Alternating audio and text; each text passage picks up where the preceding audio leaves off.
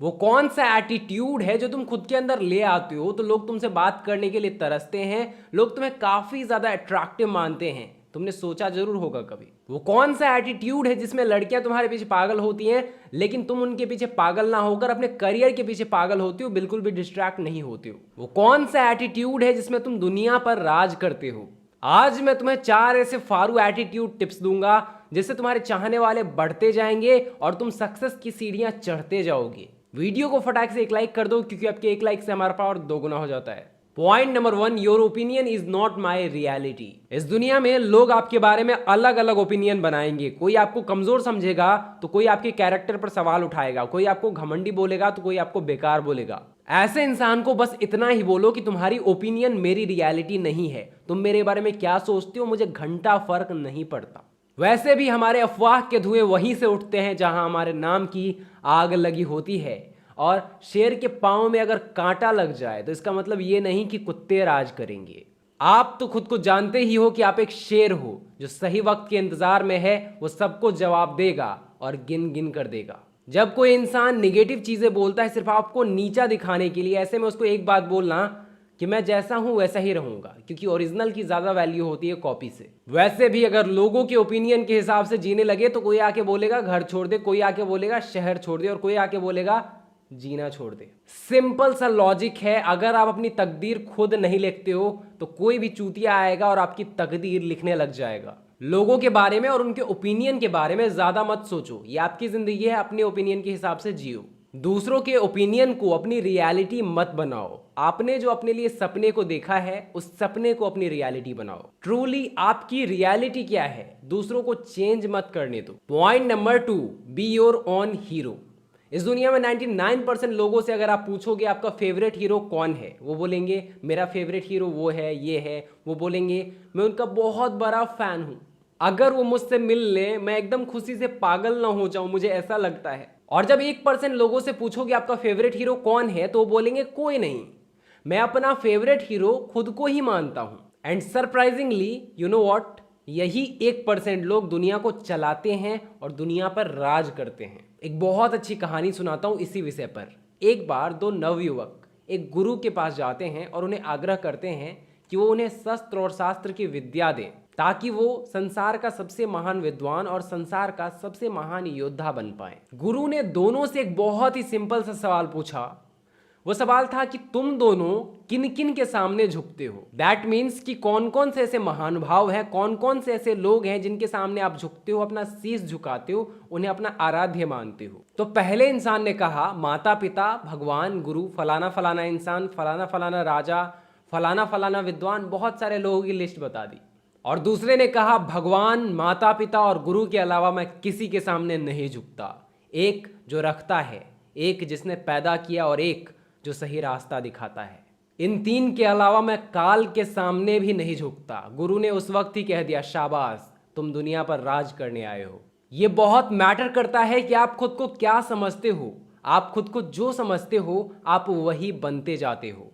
दुनिया उसकी फैन बनती है जो दुनिया में किसी का फैन नहीं होता, और जो खुद को कोई अहमियत नहीं देता उनके नसीब में ठोकरें ही लिखी होती हैं। Third, stop giving your attention to wrong people. आपका अटेंशन बहुत ज्यादा इंपॉर्टेंट है। अगर ये सही चीजों पर लगा तो आपकी जिंदगी बदल देगा, और अगर ये गलत चीजों पर लगा तो आपकी जिंदगी पलट देगा। वैसे तो गलत चीजें बहुत है इस दुनिया में, उन्हीं में से एक आते हैं रॉन्ग पीपल।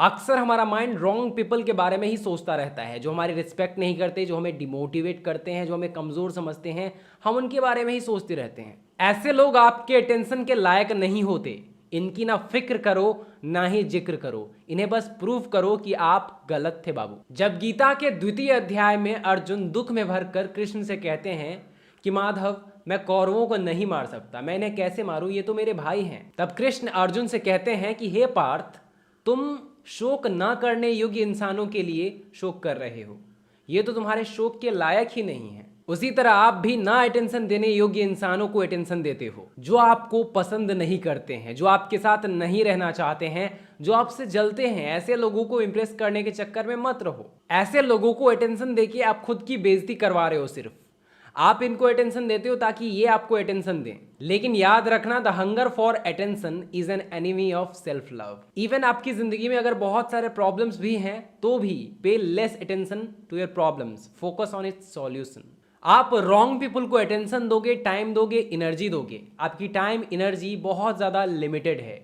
इसे बहुत ज़्यादा वाइजली इन्वेस्ट करो क्योंकि यही आपकी करेंसी है। आपकी ज़िंदगी में 90% लोग फेक आते हैं। ऐसे लोगों को पहचानो और इन पर टाइम एनर्जी ना वेस्ट करके अपने गोल पर लगाओ, क्योंकि अल्टीमेटली सब आपको छोड़कर चले जाएंगे। बस आपका करियर आपके साथ रहेगा जो आपको खुशी और रिस्पेक्ट दिलाती रहेगी। और अगर करियर में बहुत ज़्यादा सक्सेसफुल हो गए तो पता ही है लोग तलवे भी चाटने आएंगे। आपसे एक रिक्वेस्ट है, अगर आपने अपने भाई को इंस्टाग्राम पर अभी तक फॉलो नहीं किया है तो यार प्लीज़ जाकर फॉलो करो।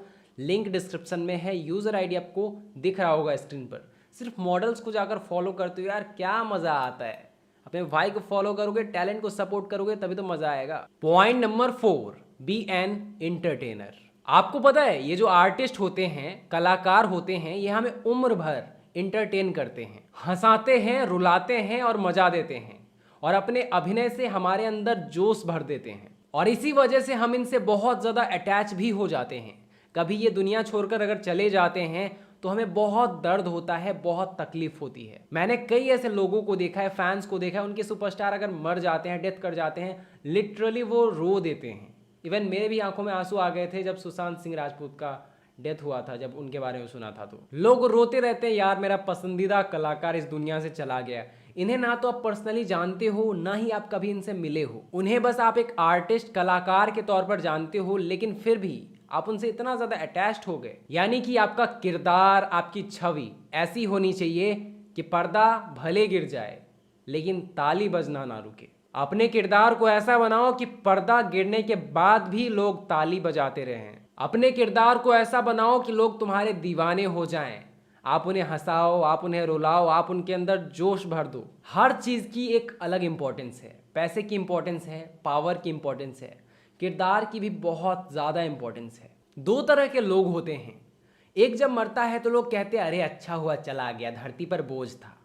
और एक जब मरता है तो लोग कहते हैं अरे यार कैसे चला गया, वो इतना अच्छा इंसान था। अरे यार वो तो बहुत अच्छा इंसान था, भगवान अच्छे लोगों को बहुत जल्दी लेकर चले जाते हैं, मैं तो शॉक्ड हो गया। हमें सोचना चाहिए कि जब मैं मरूंगा तो लोग मेरे बारे में क्या बोलेंगे। मेरा किरदार कुछ ऐसा होना चाहिए कि लोग मेरे बारे में बहुत अच्छा बोलें। अपना किरदार कुछ ऐसा बनाओ, भले आप रहो ना रहो, लेकिन आपके चर्चे हमेशा रहें। चर्चे सदा रहेंगे, अफसोस हम ना होंगे। बाकी अगर आपको वीडियो पसंद आई है तो एक लाइक करें। Relationship advice, motivation, money earning, personality development या लाइफ कोचिंग से रिलेटेड कोई भी प्रॉब्लम अगर आपको आती है तो नंबर दिख रहा होगा, पेड कॉल बुक करके आप मुझसे बात कर सकते हो। मैं पर्सनली आपके प्रॉब्लम को सॉल्व करता हूं एंड आपको बहुत सारे अच्छे एडवाइस देता हूं जिससे आप लाइफ में ग्रो कर पाते हो। चैनल को सब्सक्राइब करके बेल आइकन दबा लें, ये बिल्कुल फ्री है, जरूर से कर लें। अगर आप कर लेते हो इससे क्या होगा, मुझे भी सपोर्ट मिलेगा, मोटिवेशन मिलेगा। Thanks for watching guys, love you.